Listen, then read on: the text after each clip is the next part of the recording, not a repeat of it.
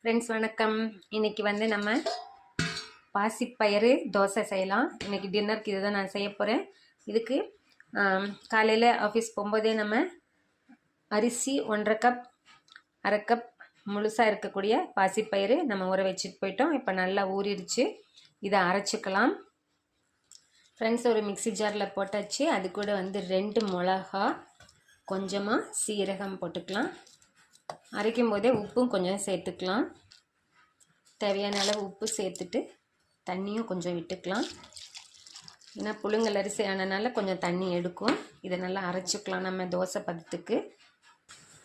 Friends, நம்ம அரைச்சிட்டோம். வெளியில் நல்லா மழை பெஞ்சிட்ருக்கு. இதை வந்து நம்ம இந்த சம்படம் ஊற்றிக்கிறேன் அதில். ஏன்னா நம்ம யூஸ் பண்ணிவிட்டு அது அழகாக ஃப்ரிட்ஜுக்குள்ளே வைக்கிறதுக்கு கம்ஃபர்டபுளாக இருக்கும். அதனால் இதை கழுவி இதில் சேர்த்துக்க. கல் சூடாயிடுச்சுங்க ஃப்ரெண்ட்ஸ். இதுக்கு வந்து நான் இதெல்லாம் ஆனியன் எல்லாம் போடுறதில்ல. ஏன்னா இது இரும்பு கல் கிடையாது.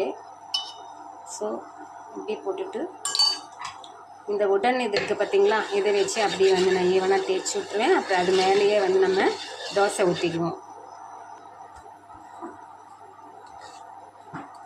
நம்ம வெங்காயம்லாம் போட்டிருக்கிறதுனால ரொம்ப டெலிஷியஸாக இருக்கும்.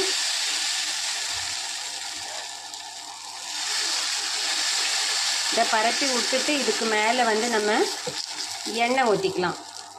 நான் எண்ணெய் ஊற்றிட்டேன். இதை மூடி வச்சிடலாம். சீக்கிரமாக ஆயிடும். தோசை ரெடி ஆயிடுச்சுங்க ஃப்ரெண்ட்ஸ். இது தேவைப்பட்டால் நம்ம திருப்பி போட்டு எடுக்கலாம், இல்லைன்னா அப்படியே சாப்பிட்டுக்கலாம். இதை வந்து நான் திருப்பி போடலை. ஏன்னா காலையில் நம்ம பாசிப்பருப்பு பண்ணணும் இல்லைங்களா. ஸோ அதை வந்து ஃப்ரிட்ஜில் வச்சுருந்தேன். அது இந்த நடுவில் வச்சுட்டு மசால் தோசை மாதிரி நம்ம செஞ்சு எடுத்துடலாம் ஃப்ரெண்ட்ஸ்.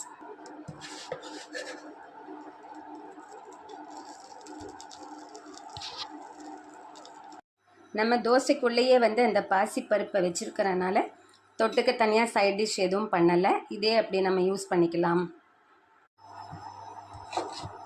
ஃபஸ்ட்டு தோசை நான் நல்லா குட்டியாக விட்டுருந்தேன்.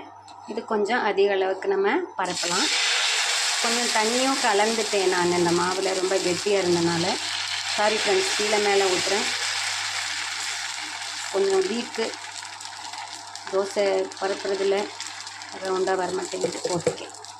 நான் எண்ணெய் விட்டு க்ளோஸ் பண்ணி வச்சுக்கலாம். வெந்துருச்சுங்க ஃப்ரெண்ட்ஸ். ஸோ இதுக்கு மேலே வந்து நம்ம ஃப்ரிட்ஜிலேருந்து எடுத்து அந்த பருப்பை வந்து அப்படி வச்சுக்கலாம். இது தனியாக நம்ம சூடாக்க வேண்டியது கிடையாது. ஏன்னா தோசை சூடாக இருக்குது. சாப்பிட்டு பார்த்துட்டு என்ஜாய் பண்ணிவிட்டு எனக்கு உங்கள் ஃபீட்பேக்கை கொடுங்க ஃப்ரெண்ட்ஸ். ட்ரை பண்ணி பாருங்கள். Best wishes.